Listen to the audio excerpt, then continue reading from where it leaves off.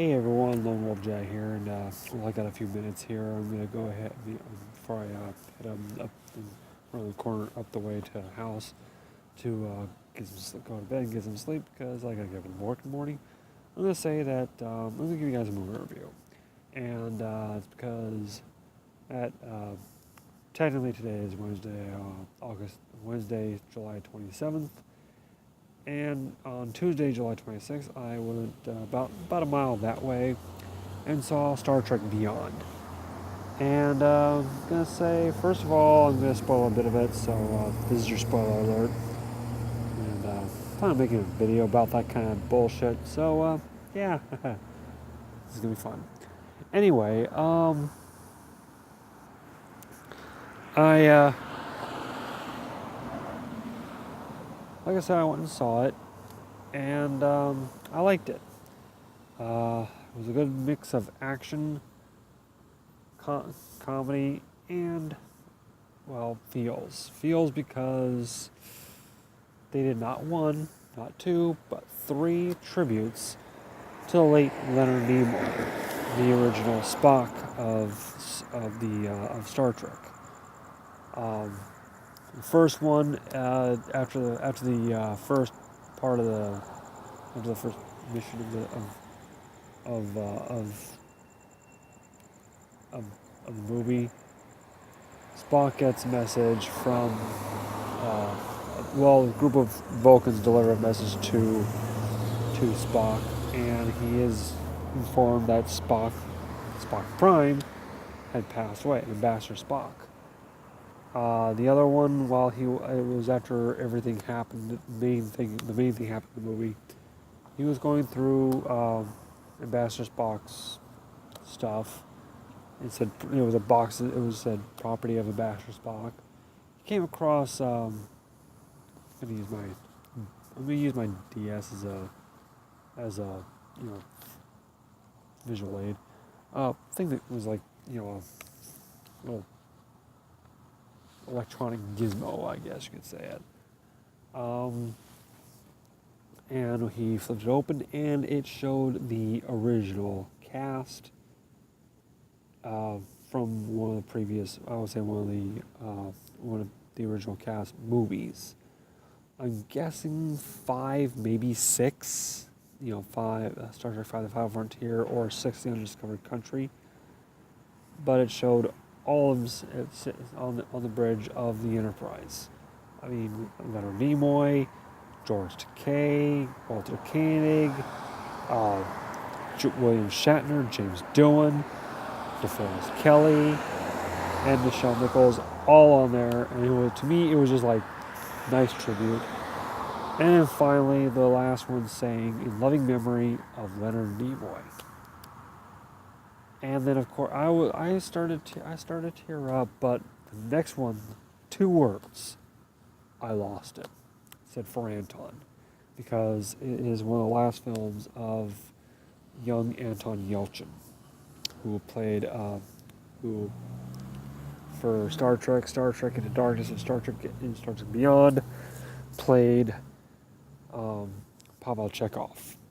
And from what I understand, from what I hear, from what I've read, that J.J. Abrams said he does not want Pavel Chekhov to be recast. In other words, Pavel Chekhov, no more. We will no longer see him in any further Star Trek movies, unfortunately. Which to me is a good idea, because to me only 2 people played Pavel Chekhov. That being Walter Koenig and Anton Yelchin. So anyway, the movie starts. Kirk is on a planet negotiating peace between two planets.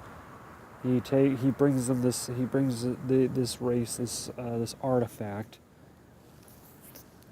from the other race as a gesture of peace, and they didn't like the fact that it was of how they acquired it, and they attacked Kirk. Kirk beamed out of there.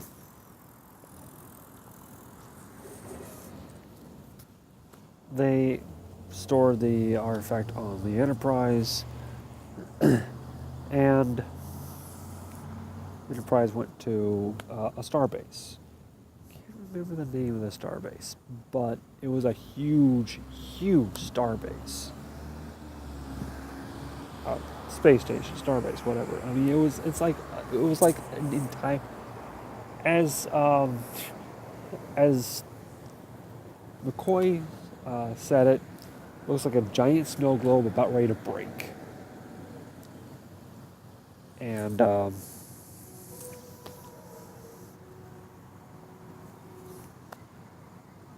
well, while on this shore leave, there was a certain scene. This is where we find out about Spock, but other things that happened.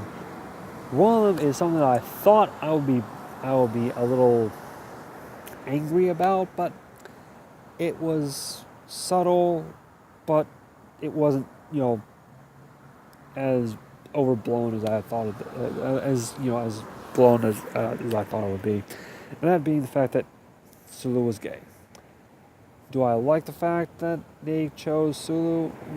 Not really, because to tell you the truth, back when Sulu played, back when George Takei, who we all know is of course gay. He's one of the first people that got married here in California, and he's a large-spoken member of the LGBT community, and he of course he expressed his dislike of this whole situation, of the whole Sulu being gay. Because when he played Sulu back in the original series, he was still in the closet. And Sulu was written as... Well, Sulu was not written to be, any kind of gender preference, if you will. And, yeah. I'm in agreement with Sulu. I'm with Takei. Don't get me wrong. I haven't got anything against people. The gay. Anyone being gay. Hell, my sister about a week and a half ago was proposed at work by her girlfriend. So yeah, my sister's gonna be married to another girl. It doesn't bother me at all. And but back on the thing.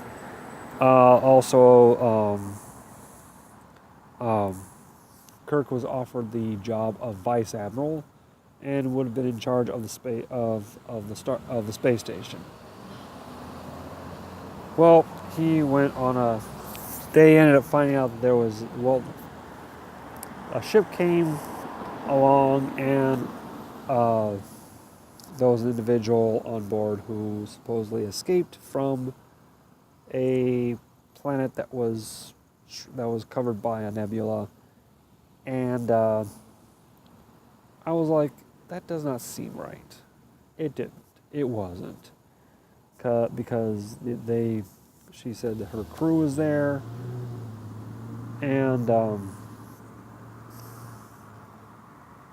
the Enterprise was sent to rescue them. However, it was an ambush, and they were after the artifact from the earlier mission. And they swarmed the Enterprise. These little ships. I mean, 2 people were on each ship. One was like running it like a motorcycle. The other was, I guess, navigating. And they swarmed it like bees. Matter of fact, that's what I'm going to get into that in a little bit.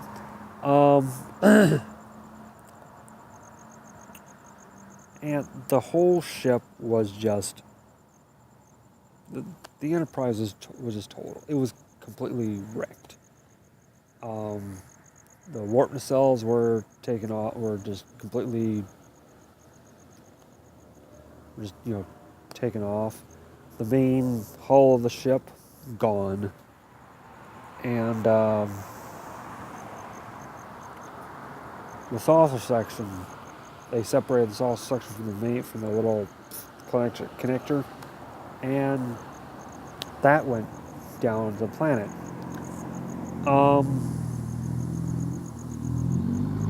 So yeah, that happened. They were separated. Um, Kirk was with Chekhov. Bones was with Spock.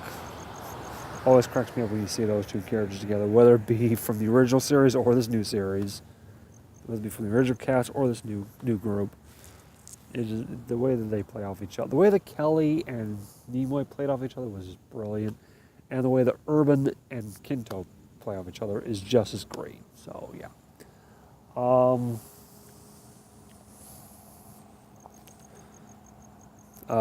Scotty landed and came across a survivor, a scavenger survivor named Jayla.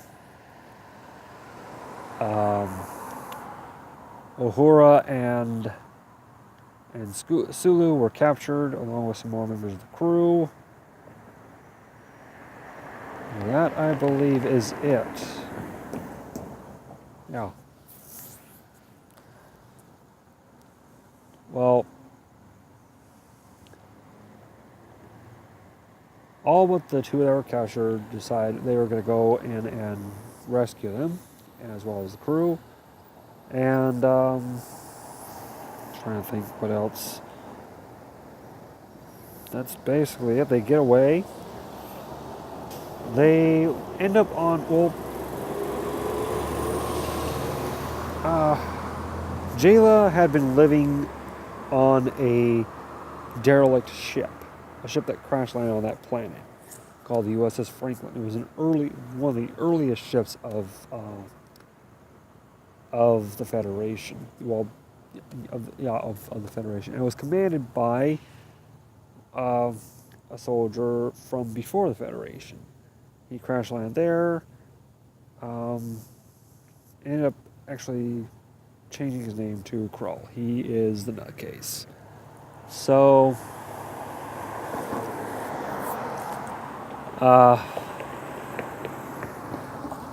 they head back to the space station, because the space station is actually going to be the Krull wants revenge on all, because he went crazy. He was a former officer that went crazy. He commanded an attack on the space station. The space station was... They found out that because they fly in a swarm like bees, that they are actually a... hold on a second here. And because they are swarming like bees, they keep in constant contact through a radio wave. And they found out that if that a high frequency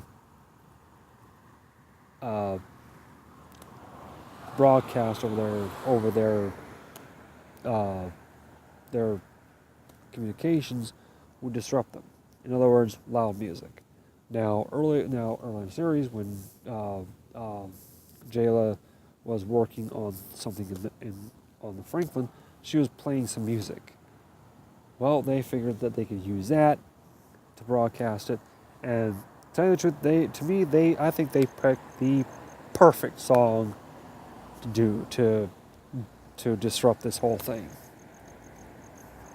And I'm not a fan of these guys, but it was the Beastie Boys and Sabotage.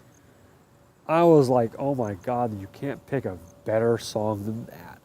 You see the Franklin going through this, because this thing swarmed. It went up like a wave, a literal water wave, and they surfed that fucker,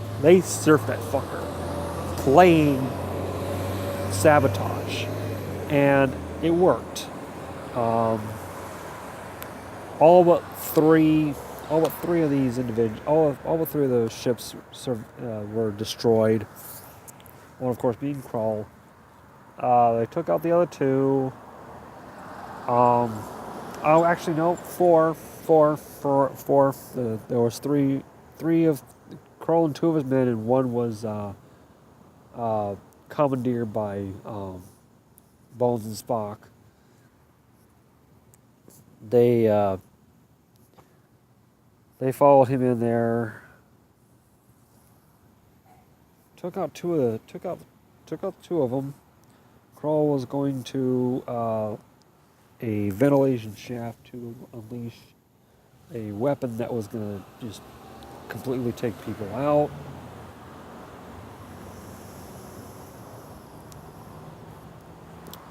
Which is, because the artifact that was from earlier, it connected to another little thing, and it was a biological weapon that just completely disintegrated one person. And he was going to release it to the ventilation shaft and unleash it on the entire system, on the entire space station, and he was going to use that space station to go to Earth and wipe out the Federation. Well, that was his plan. Unfortunately, he encountered Kirk, jettisoning him into space. Kirk was about to be jettisoned too, but he was saved by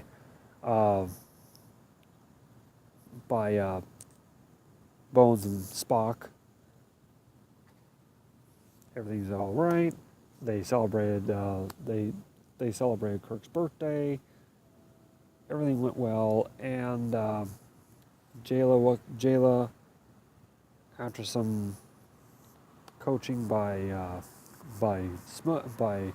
Scotty and pulling a few strings, with it was Kirk. She's gonna be She's gonna be in Starfleet. Okay. Now, here's the thing.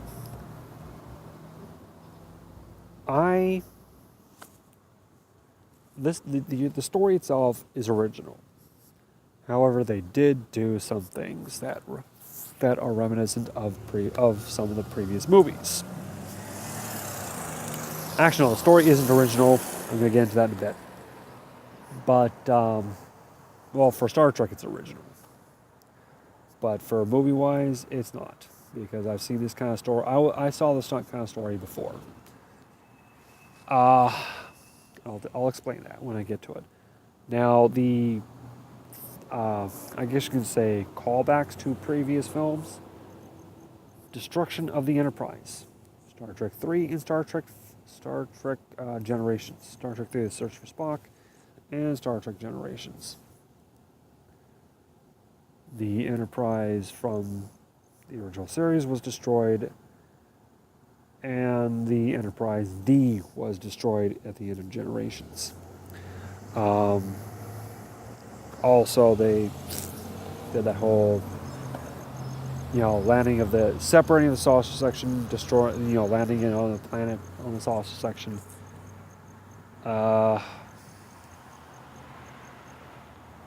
What other throwback did they do? Don't remember much, but there was as I was talking earlier, I just remembered when Jayla got, put into a Starfleet. That also reminded me. Star Trek IV, The Voyage Home. Dr. Gillian Taylor, played by Catherine Hicks. She was they took her from the past into the future. She got into Starfleet.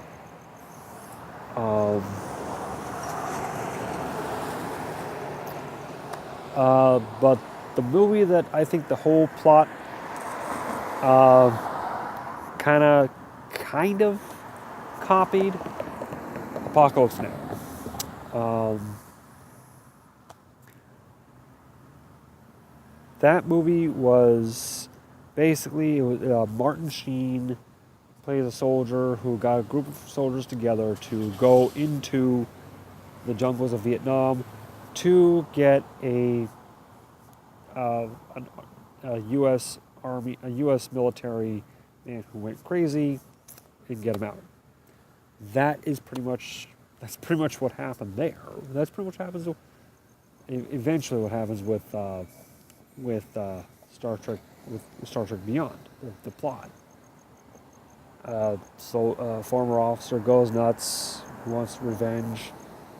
He wants revenge on those who wronged him. And inadvertently, the Enterprise goes and gets him out. So, okay, did I like it? Of course I liked it. I mean, this is probably my favorite of the reboots. It's definitely my favorite of the reboots. It's better than any of the Next Generation movies, whether it be Generations, Insurgents, First Contact. First Contact, I think, is my favorite right there. And, what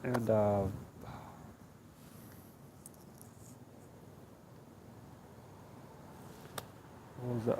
The last one they did before they decided to reboot the series. Nemesis. That was terrible to me. I saw it and I'm like, nope, this is it. Of the original series, I'd say it's better than it would be probably my third favorite. Behind,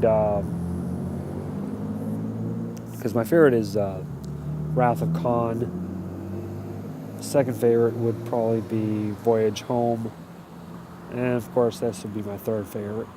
This would take my third favorite Star Trek movie of all time. And yeah, so it was good. Highly recommended. Great movie. And go see it if you haven't. Until next time, this is LWJ saying thank you all for watching. See you all next time. Take care of yourselves.